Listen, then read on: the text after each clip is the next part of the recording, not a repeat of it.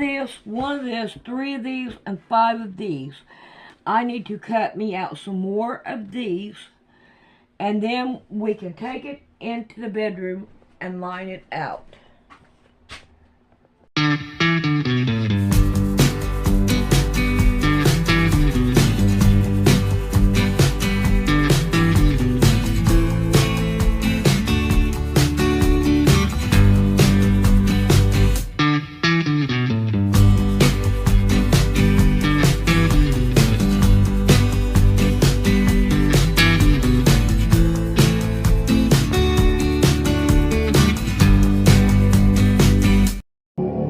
Bat, goofball, the whole bunch of them. Yeah. And so in the in the New Testament we're told, well, you got to look at this dimwit. Look at this. Yeah, collectively, you go over there collectively, they got an IQ of 40, the whole bunch of them. I was in England. I spoke in England to an audience of about, I'd say, 500 to 600 people. And I said, the first day I was there was on a Saturday morning, and I said, you know, you have to appreciate I'm an American, so I have my own views on this. And I said, but last night I was in the hotel, and there was a birthday party for Prince Charles, and the Queen Mother came out, and everyone fell all over themselves and slobbered all over themselves, and I said, and made a fool out of themselves, but she then introduced her son for the birthday party, and he came out and said to her, "Thank you, Mummy." And so I thought that was interesting, and everyone in all the English were laughing because Prince Charles calls his mother Mummy. And I said on the stage, I said, that woman looks like a mummy. And if you put a $10,000 dress on her, she still looks like a mummy. And then I said to the audience, I've got this on tape, I said, how long are you people here in England going to put up with this bunch of bull? While people crawling on their knees trying to pay their rent and starving, these people are driving around in golden chariots, calling each other mummy, and they got a divine right. When in the hell are you people going to wake up and have a revolution?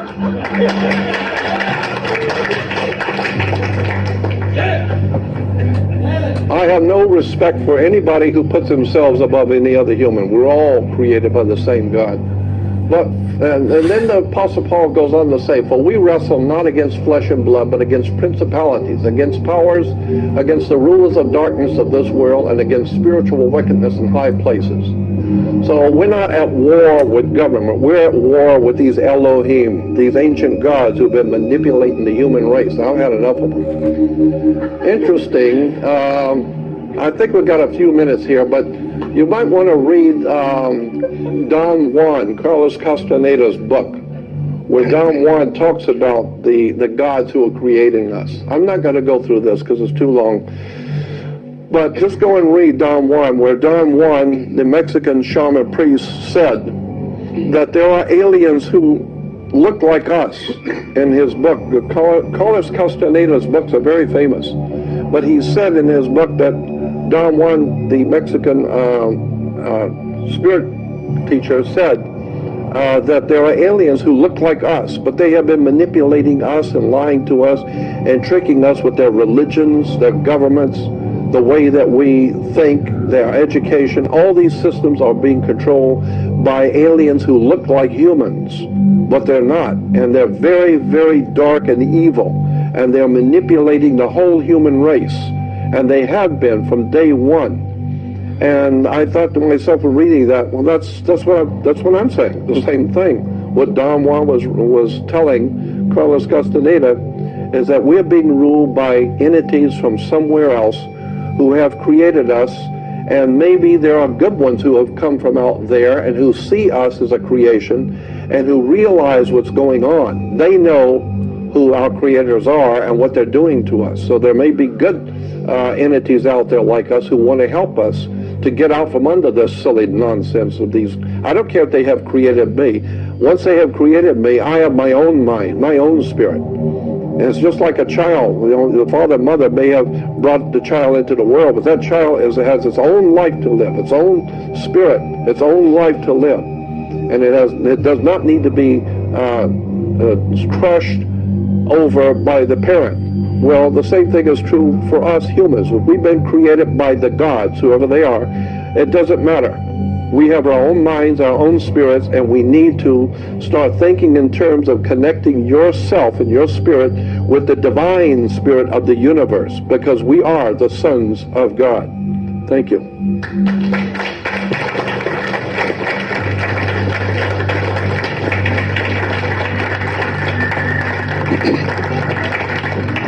Yes.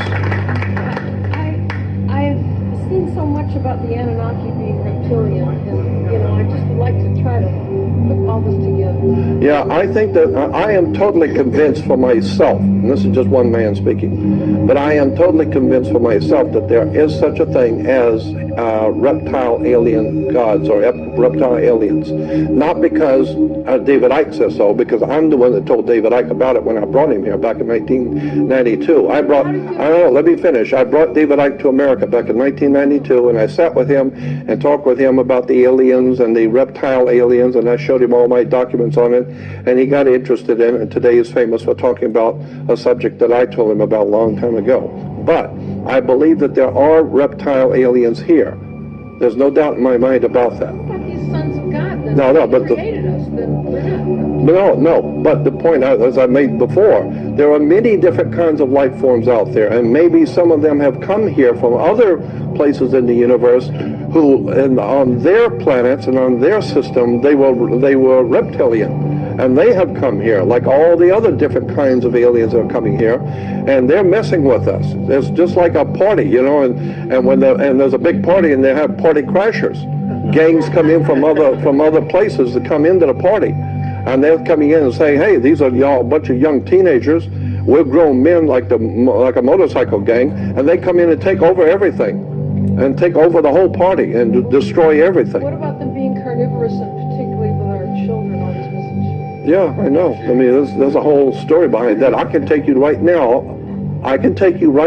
to Coldwater Canyon and Mulholland Drive, where there are child sacrifices being done today in Studio City. I can take you to places. So they're still having human sacrifice in Los Angeles right now. I can take you to where they are. Anyway, I want to thank you. Don't go yet. No. Ladies and gentlemen, I begged the owner of the building to let us be here until 6.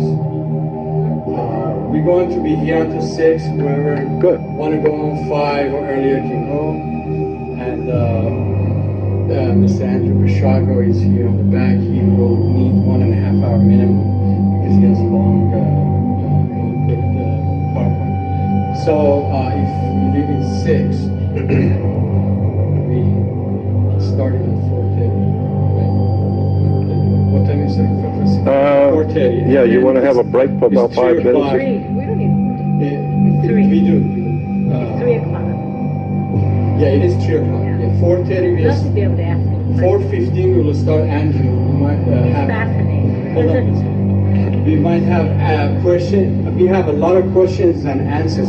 I brought Andrew from Washington. He's been driving 2 days, so it's not easy. His project is very long. Do you have a few minutes so I can, if they want to ask questions? So you guys go question and answers, and then we take 10-15 minutes break. We can come back. He can keep going on until I stop. And we do have another mic, so if we could either line up or just pass the mic around. Yeah, we'll do that. Yeah, we could turn on the lights maybe. Anyway, I hope that you understand. I put this together very quickly because I only found out about this conference a couple of days before, about a week ago. So I put this presentation together very quickly. And I know it's very sporadic and kind of hard to follow, and I knew I was under the gun for time, so I was moving through it very quickly. But I'm telling you, there's no doubt in my mind from all the years that I have been able to talk with people in government and science and astronauts and medical people, in my mind, there's no doubt in my mind that we have been created. We are a test tube creation. Somebody has created us, and whoever that somebody is looks like us.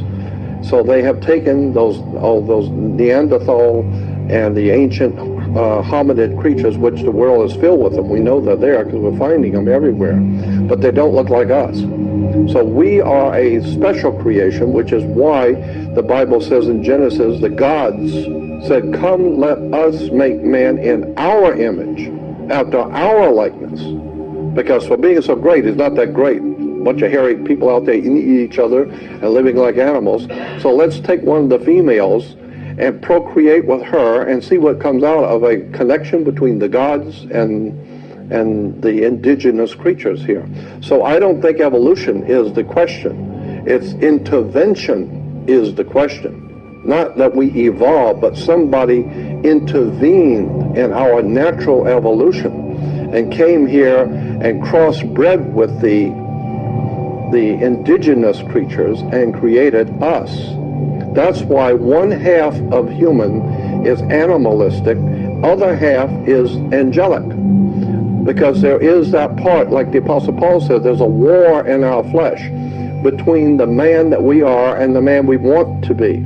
That makes sense, because if we were like Neanderthal or Cro-Magnon man or these ancient hominid creatures, they lived by instinct alone. Just eat, sex, fight, whatever. But now we are a different creation. We have a part of the sons of God in us. So we can now design beautiful music, build televisions, and go to the moon and think about the stars and have theology, philosophies, all these, and the great arts and sciences. Where did all that come from? My God, they were crawling around caves not long ago. And we're walking on the moon with computers. So I'm saying that that's a part of us, is that part that the DNA that they put into the humans a long time ago and were kind of bringing us along. That's why we call, even humans today are called cultures. You know, that's a particular culture. A culture is something on a test tube, I mean, that you, yeah, so we are a culture. They have designed us. And whoever designed us, we look like them. And so in the Bible you can say, oh, well, they look like us. No, no, no. You look like them. They don't look like you. Why? Because they look like what you look like, where they came from. They look like what you look like now. So they have intervened in your evolution. And so therefore there's that inside of us is that desire to know wisdom, to know the stars, to know where we've come from. And at night, you look out into the stars, you know, ask a child 7 years old, where's God? He's out there. Well, that's right, he's out there. But I hate to tell you this, if God's out there, that means he's extraterrestrial. Because he was here from Cleveland, Ohio, it would be terrestrial. But if God's out there, it means he's extraterrestrial. He's out there. And ask where angels come from. Where do angels come from? A child will tell you they're out there. They come from out in heaven. Well, yeah, walk out at night, look into the sky. What are you looking at? Heaven. So if God is in heaven, yeah, he's out there in the stars. You'll say, yeah, I'll bet he's out there in the stars. No, he was out there in the stars. They are here. They live. They're here. And I am totally convinced that that is the case. We are being ruled by extraterrestrial intelligence. Whoever these people are who are running the earth are highly advanced in science, and they're bringing us along little by little.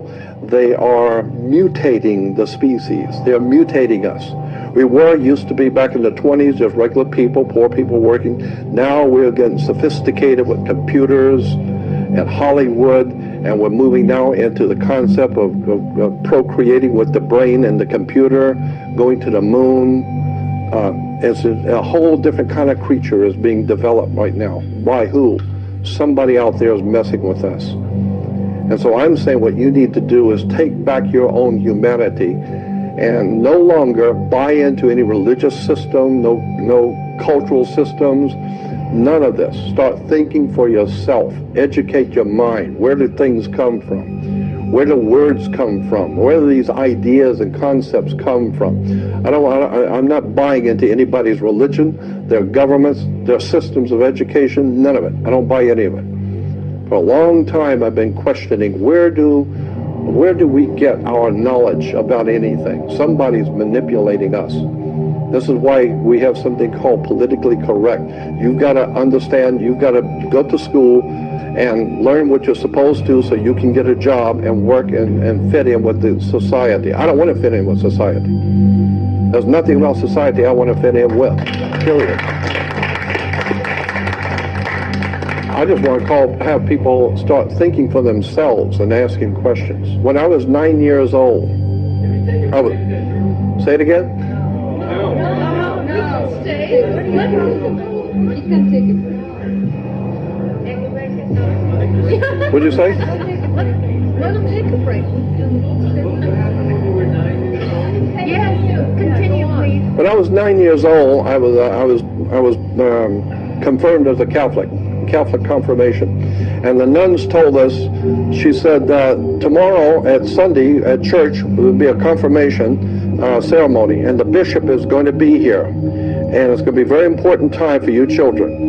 And so after the confirmation service is over tomorrow night in church, the bishop might possibly ask you if you have any questions, because now that you're Catholic, the bishop may ask you if you have any questions. Now, if that happens, you do not ask any questions ever. You sit down and shut up. You don't have any questions. And so that's what I needed. So that night, after the confirmation was over, when the confirmation was over, the bishop did say, if you children have any questions, I'll try and answer them. So I stood up to make sure they damn well know who I am. I stood up and I said, yes, I have a question. And I'm 9 years old. And I said, my father works with torches like a welder. And I said, could I take a torch and turn up the fire on the torch and burn an angel? If there was an angel here, could I burn him and hurt him? And he says, what do you mean burn an angel? I said, if I had a torch, could I burn an angel? Would it hurt him? And he said, no, you couldn't hurt an angel. I said, why not? He said, well, fire is a physical thing. It takes wood or plastic or paper or something to burn. You can't burn an angel. And I said, why not? And he said, because angels are spirits. You can't burn a spirit. And I said, well, why am I concerned about going to hell where my spirit will burn forever and you can't burn a spirit? So the priest said, yes, sit down, shut up. In front of everybody. But I already knew what was going on. I already realized that adults don't know any more about the world than kids. As a matter of fact, adults can learn a lot from listening to children. Adults have already got their whole little system and routine going that is nothing more than a manipulation that they've been taught in their colleges and schools. But talk to a child who's never had any of that crap in his mind, and they will ask all kinds of off-the-wall questions because they're seeing the real truth. So that's what I'm recommending humans do. Start waking up. Your brain is like a parachute. Don't work if it ain't open. So start using your mind and your brain and questioning everything, especially religion, especially government, and especially anytime someone is called an authority, because the word authority comes from author. So when they say, well, the authorities, there is no authority. My God is my authority. So I don't give a damn about authority. I don't care about government. I have no respect for religion. I got no respect for none of this whole stinking, dirty system that somebody has created above us and manipulating us. I, for one, want my humanity back, and I want to make my own decisions, and I don't care what Hollywood is putting out. I don't care what's required in service, in the services of this country. I don't care about any of this. I want to do my own thinking. I'll ask the questions, and I'll do my own research. And that is very serious, because now you're thought of as a revolutionary. And by God, that's what I am, and that's what I've always been. And I want to lead a revolution. An intellectual, spiritual renaissance on this earth that causes people to say to the leaders of this world, no more. We're not buying it. From here on out, we're going to deal with ourselves. We're leaving you out. Church, we don't need the church. We don't need the synagogue. We don't need your government. And we sure as hell don't need the U.S. government. What we need is to get back ourselves in tune with that divine universal God force that's out there, because I'm telling you, that's where the power is. I've got a whole... That's what I intend to do with my life. I'm just trying to wake people up. That's all I want to do. Any other questions? Yeah. Yeah, just one question. I saw you called Ring of Power. They mentioned something that caught my attention. They basically said that England was the most powerful human in the world. I don't think that's true. No, I don't think so. I don't think so at all. I don't think the Queen has much power at all. I think she's just like anything else. She's a figurehead, just like Obama. He doesn't have any power over nothing. Got nothing. He's got no power over nothing. This is a white man's country.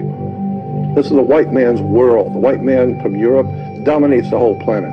White men goes into any country and kill everybody. Take over anything they want. This is a white man's country. It's a white man's world. I'm not bragging about it. I'm just telling you the fact of the matter. White people out of Europe have dominated Europe and Europe has dominated the world. And so England has manipulated and exploited the races, the peoples of the world. The white man has been using exploitation, commerce to manipulate and exploit the whole human race. So I cannot believe that some young black guy who walks in and he's going to take over the old white man's establishment on the earth. Ain't going to happen. No. They brought him in for some reason to make him look like a schmuck one of these days soon. But he is not in control. The men who are behind him is Zbigniew Brzezinski. You want to find out what's going on with Obama? Do some research on Zbigniew Brzezinski. Studied in Moscow. Pure Moscow communism. That's Zbigniew Brzezinski, and he's the brains behind Obama. Obama's just a front man. They get rid of him like they did Kennedy. Here's a very powerful man, John Kennedy. Everybody loved him. Handsome, debonair, president of the United States, wealthy, and they shot this guy in public, and nobody went to jail. Nobody's ever going to jail.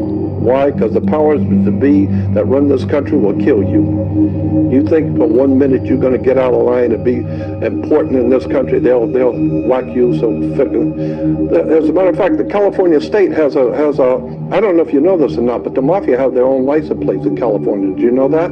Yeah. The mafia is given their own license plates by the California state government. I know, because I've sat with the mob and talked with them. And they have their own license plates. I had a time, I'll give you an example of what I'm talking about, how government operates directly with the underworld. Right. And that is one and the same thing. We're talking money, we're talking power. But the governor, it would not look right if a governor goes out and has somebody killed. So they make a phone call and that's taken care of. And the government doesn't know nothing about it, but they get what they want. So in payment, the government makes a contract with the mob. We don't mess with your business, you don't mess with ours. You take care of things that we need to take care of, we take care of you. That's what's going on in California. The mob has their own license plates, and the mob has business deals with the state of California to take care of all the dirty work for them.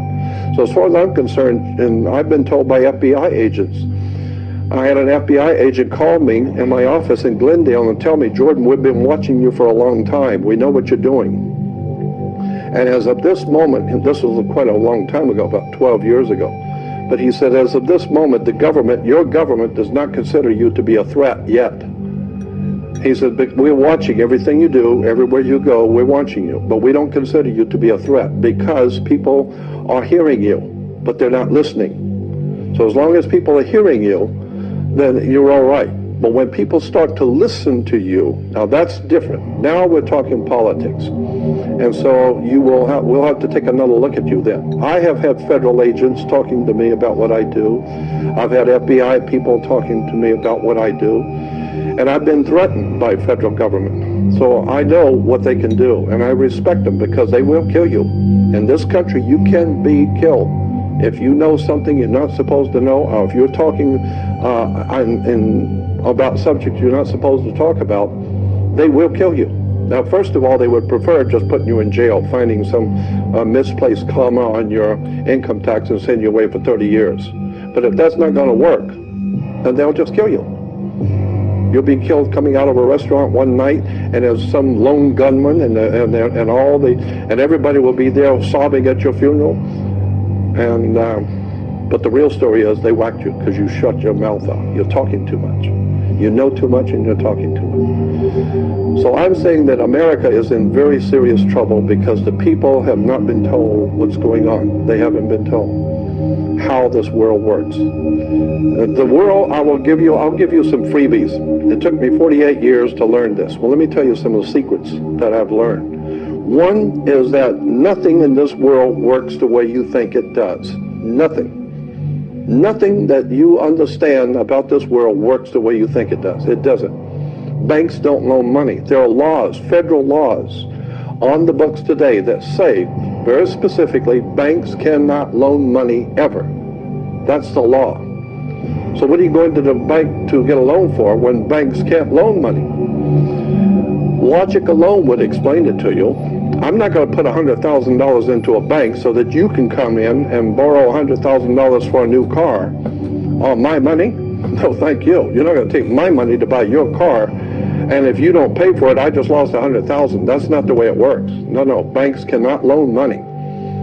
So what happens is if you buy a new car, say it's $40,000 car, every automobile or anything, house, motorcycle, doesn't matter what it is, it must have an appraiser appraise that property or appraise that car. And so whatever that car is worth, say that car is worth $40,000, the appraiser said. So when you take that, so that paperwork is called commercial paper, and that commercial paper represents $40,000 of a business. You take that commercial paper, and when you say you want to buy this car, the car agency will take that paper and give it to the bank. The bank then takes that commercial paper, which represents $40,000, and opens up a bank account in your name. And it will forge your name. It will forge your signature, because you can't open a bank account unless the person opening it signs it. So they will forge your name on a bank account, but they don't tell you that. Then they take the $40,000 commercial paper and deposit it in the account, the new account that they just opened for you. Because if you have a ring worth $40,000 and you get it appraised for 40, you can walk into the bank and tell the bank president, I want to deposit this ring, and here's the paperwork on it. It's worth $40,000. I want to deposit that in my account. And they will take the ring, and they will then put $40,000 in your account. Now you've got 40 grand in your account to do it, but they got your ring, and they know it's worth 40,000, so they're not worried. They just give you credit. Yeah, and so therefore, the bank never loaned you anything. They just took the commercial paper, put it into a bank account, and then they wrote a check on it. Because after all, now you got $40,000 at the bank, so now they write a check on it and give it to you, and you give it to the car agency. So you've paid them. No, you didn't pay them anything. Nobody paid anybody anything.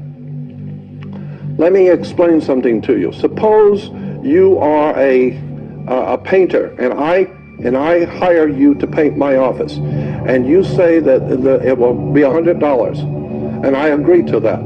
After the job is over, as a contractor, the way commerce is operating, in commerce, you come to me and you give me a bill for $100. I look at it, I agree to this bill, so I owe you $100. So what you're doing is you're giving me $100, you're giving me a bill for $100. I reach in my pocket and I pull out a $100 bill, and I give you a $100 bill. So now I paid you. No, I gave you a bill for $100. It's called a $100 bill. And if the charge was $20, then you give me a bill for $20. I'll give you a $20 bill. So now you owe me $20. You owe me $100. Yeah, I didn't pay you nothing. I discharged the debt because I discharged it. I cut off the charge. Because now you owe me $100. I just gave you a bill for $100. It's called a $100 bill. And you think you got paid. No, it's a bill. You owe me. And since you owe me and I owe you, we're even. So that's why, that's why you don't own anything. Is it true we own our IRS? Oh yeah, well, your body, your very body is a security on the New York Stock Exchange. Did you know that? Each one of you is worth over $6.5 million on the New York Stock Exchange right now. Let me show you something. You got a $1 bill? Give me a $1 bill. I want to show you something. Thank you. On the Social Security card, back in 1868, after the Civil War, a group of men got together and formed a corporation. Well, anybody can form a corporation. Anybody. So this group of guys got together, they formed a corporation in Delaware. It's a Delaware corporation. And they called the corporation the United States Corporation. and it was stipulated that anybody who would work for that corporation would be referred to as a citizen. So it's a United States corporation, and if you work for that corporation, you're a citizen.